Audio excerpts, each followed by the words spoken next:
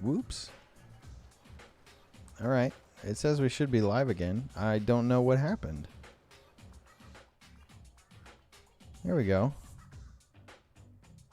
I think we're back. Well, welcome anybody new if you got a new streaming notification. What is happening? Are we live or not? I cannot tell. I think we're live. Yeah, it says we're live. All right. I don't know what happened, but welcome back. Welcome back to the Lo-Fi Wizard 101 stream to study and relax to. Wahoo! Everybody who was here is still here. I don't know what happened. Stream blinked, I guess. But anyways, I seen it crash and I was like, what happened? I don't know either. I almost thought it was a copyright strike because I know Nintendo's really harsh about their stuff. I might skip this song. I think I'm gonna skip the Splatoon song. I don't think the Splatoon song would do it. But I guess I don't want to risk it. Anyways, back to the story I was telling. So all through high school, I worked that job. It was really laboring. I remember I would try and sleep, and my body would go through this constant cycle where I would start to dream. I would dream I was outside. I would dream I was outside walking. It was a nice afternoon day, and I'm outside. Oh, I'm walking on a sidewalk. Oh, and there's stores nearby. Oh, someone just hit me on my walkie-talkie. Hey, can someone go pick up the benches? And then I can go pick up the benches. Now I'm on my way to pick up the benches. Now I'm lifting the benches. No, I'm not at work. No, I'm not at work. I'm in my bed, and I would shock myself awake. It was such a labor-intensive job because it started at 5 in the morning, and then we got off at like 4 in the afternoon. It was just so labor-intensive, and it took a lot out of my body. So my body just had a really hard time going to sleep. Constantly would have this. The only time it got better was when I started dating a girl who had a very, very similar job with a very similar schedule, and she had to get up for a job that she also very similarly disliked, and so we would just sort of share that moment together, of just being in that space, awake before everybody else, awake earlier than we wanted to be, getting ready for these jobs that we didn't like. And it for both of us, we talked about how it made the job more bearable because we just got to spend some time, with each other. And it was nice. It was a very nice little pocket of high school like that. And it was nice, and I remember it very fondly. Her and I split. I got a different job after that. It's very nice to look back at that moment and look back at, even for how bad it was, to have such a stark memory of that time that is so positive, that reminds me of sharing that moment with her, that even when I look back, woohoo, Wizard 101, I know, thank you. So yeah, it's just so nice. I look back at how grueling that job was, and as much as I remember how bad it was, it's impossible to remember that job without also remembering how nice it was to share that moment with her. And it was nice. Life goes on, things change. Left that job instead, started working at Cheesecake Factory instead, and her and I had split up. So it's just a little pocket in time that was. It was nice. So did that. It was that part for a while. So now I graduated high school. I was getting ready to move to Seattle. I was saving up. Working at Cheesecake Factory, which was much, much easier than working as a laborer setting up and tearing down a Saturday market. Also, I'm going to skip this because it is, again, too Nintendo-ish. As much as I love Nintendo music, I want to avoid a copyright strike just because I don't know if that's what that was the first time the stream got shut down. So working this new job, I was really just giving myself like a little bit of a break where I was just like every day chilling, doing whatever I wanted, hanging out, calling with friends. It was the summer. I had money, going and making cakes every other day for work. it was nice. It was a nice little pocket of life, hanging out with friends. And I remember it was like May or something like that, and it was rainy outside, and I was sitting in this treehouse home that I had made on the game Tower Unite, and I had what were you doing at Cheesecake Factory? I was a baker. I was handling the cheesecakes. Except I wasn't actually baking them because they don't bake them in house. They come in frozen every day. And it's not even every day. Every Cheesecake Factory has a giant freezer where all of the cakes are.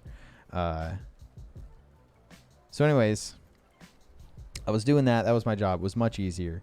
I was just giving myself some time to vibe, some time to like chill before I then went and did whatever the rest of life had for me in Seattle.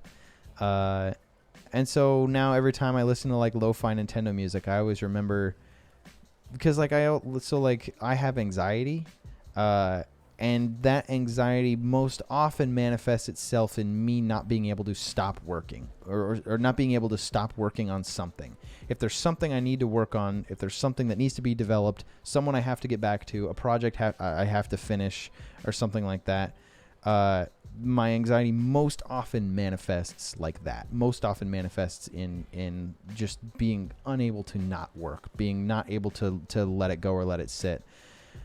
But because I had deliberately, intentionally given myself that time, knowing like, okay, like I'm finished with school. That was the thing that I always had to do. That was the thing that always had to be focused on, that couldn't be dropped. And I'm done with that. I graduated. And since I'm not going to college, I never have to do that again. So there was that. And then I was like, and next I'm going to Seattle. But at the moment, there's nothing I can do about Seattle until I get there. I can't look for housing. I can't really look for work yet because I don't know what I'm going to do. I don't know what's going to be available. I don't know what's going to happen in Seattle. I have some savings I'm hoping to live off of. So there's nothing I can do. So I'm just going to work this job, which is comfortable and is paying me comfortably. And I'm just going to do that. And I'm just going to vibe. And it was just really nice that I had this point in time where I was accepting of my anxiety, where I was like, my anxiety, like I know that I have anxiety, and I know that my anxiety wants me to work on things, but right now I know there's nothing to work on. So I would just vibe, play games.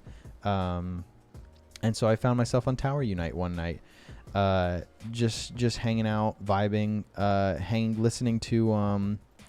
listening to Zelda lo-fi with a bunch of people in my Hyrule themed treehouse in this game, with the rain both outside in real life and in the game. It was very nice. It was a moment. It was a very like peaceful, sort of Zen-like moment. And it was nice. So now every time that I hear lo-fi music, specifically lo-fi video game music, I always think back to that time and think back to how nice it was. To just have a second that I can just relax and chill. And I know that's difficult. I know that's difficult for some people, especially for Zen Guru Chris. I know.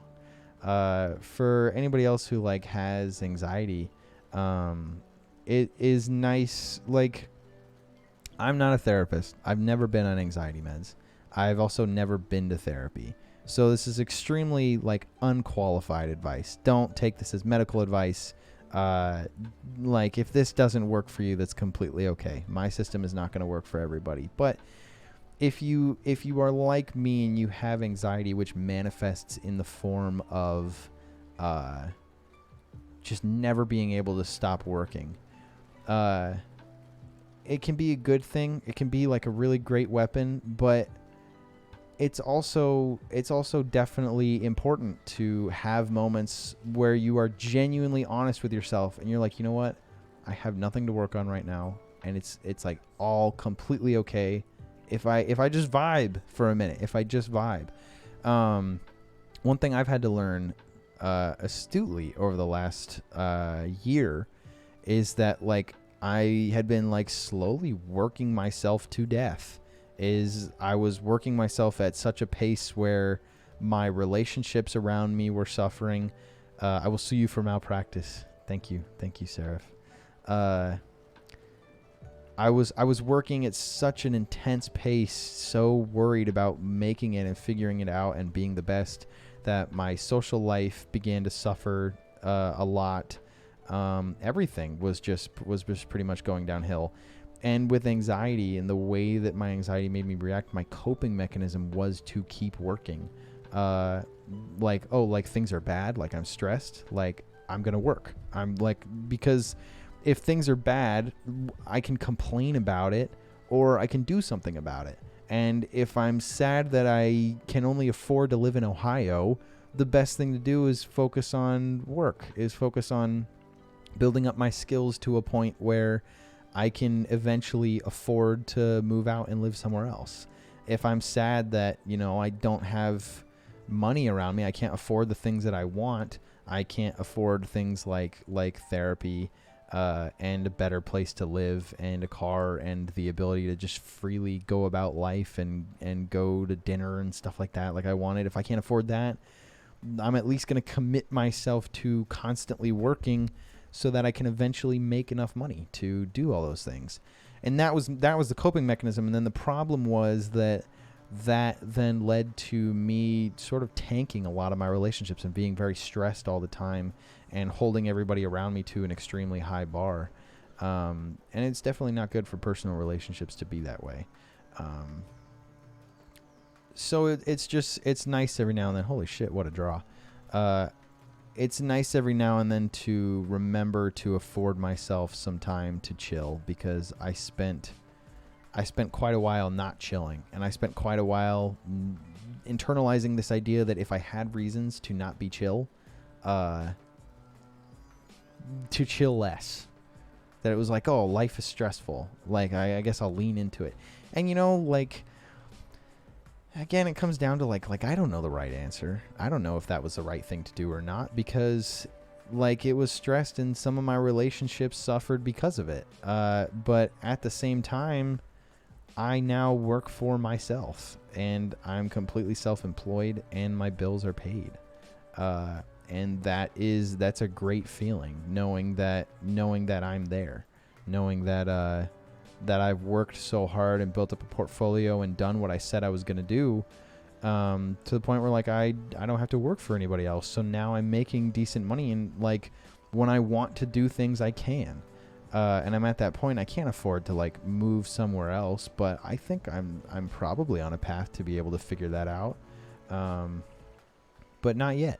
And that's okay, but I've done well. And so thinking back to the anxiety and the decisions that I made in anxiety, did they tank some of my relationships? Yes. Did they lead me to where I am now? Yes. Were they the right decision to make? I have no idea. All I know is where I'm at right now and where I'm intending on going from here. So all of this is sort of a nice, calm way to say it's cool. Sometimes the best remedy to my anxiety is remembering that things are going to change, and remembering that is a good thing, because a lot of people get scared because of change, because obviously human pattern seeking brain, we want things to continue. We want to be used to things. We want to be comfortable with things. But then at the same time, there are things that stress us out, and there's parts of life that make things really difficult and make life really fucking stressful and challenging. And sometimes it's difficult to go through life and to keep trying and keep getting up and keep going. But when life is difficult like that, it's important to almost recontextualize change and be yeah, change is going to come, and it's going to destroy some things that I like and some things that I'm used to. But change is also going to take away things that I'm not okay with, and is going to take away things I'm stressed about. And change is going to bring about new life in new ways and make things better.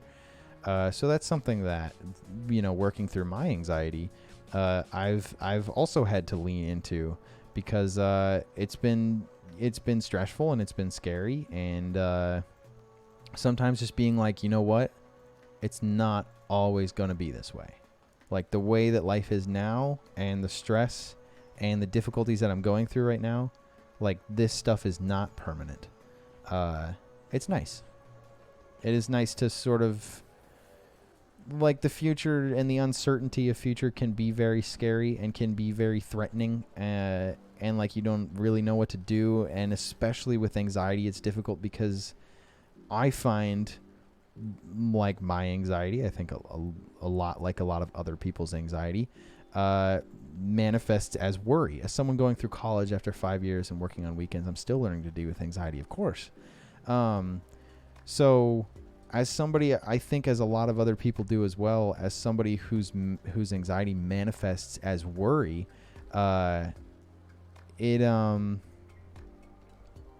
it's really easy to look at the future and be like, oh, I don't know what to do. Like I can't prepare. Like I can't be ready for these things.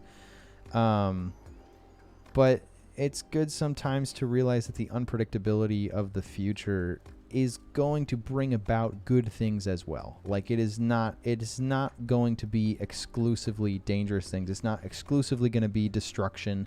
It's not exclusively going to be losing things that you like. It is also going to bring about great things. It's going to bring about new opportunities and things that you had no idea were coming. And it's been wonderful to look back at life recently and been like, yeah, there were moments that I was very nervous and I was very scared and I didn't know what was going to happen, and I felt trapped. I obviously felt worried, and just I had no idea what was going to happen next, and I didn't know how to prepare for it. And being able to look back and be like, yeah, not only did I figure those things out, but so many other great things have happened too. I've met cool people. I've found myself in cool places. I've stumbled across fantastic opportunities, and my life has changed. Ultimately, it has changed for the better. And just trusting that, like, okay, the unpredictable winds of change and the change of life led me down a path that I am okay with. Like things turned out well. So, go with the flow and trust it, and just sort of like, close your eyes and lean into it and be like, it has improved for me so far. I'm nervous for what life has next, but I'm going to keep going. I'm going to see what comes next because like, it's going to be okay. I'm going to wrap up this boss fight, real quick. And then I'll pass over the stream to you only because I still got a minute. I started like 5 left. Yeah, it's important. It is important to be aware. This song is a little too bopping for this. There we go. What should I do? Is this more damage? It is more damage. We're doing that. So yeah, it's important to be aware. I find that a lot of people will maybe sort of negatively counteract anxiety by sort of trying to believe that it doesn't exist and it doesn't affect them. I am absolutely not licensed to tell anybody how they should or shouldn't deal with any sort of mental illness, but I think I've done okay for myself for the meanwhile, without meds, without therapy and stuff like that. Not because I think I don't need them or not because I don't think they help, but because I can't afford them. So that is the stream, my friends. Handing it over to KrisRuleZ. Thanks so much for watching, those of you who watched. Cool little after hours chill stream. Always appreciate being back for these. TFFC team, thanks for having me back. KrisRuleZ, I'm going to kill the stream. I'm going to make some food because I'm starving.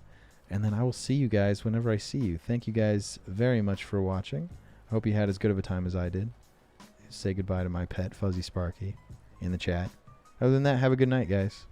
Much love. Take care. Take care of yourself. And life is going to screw you over and get used to it. I'm just kidding. Life is going to lead you to some cool places. Lean into it and be okay with it. Bye-bye, guys.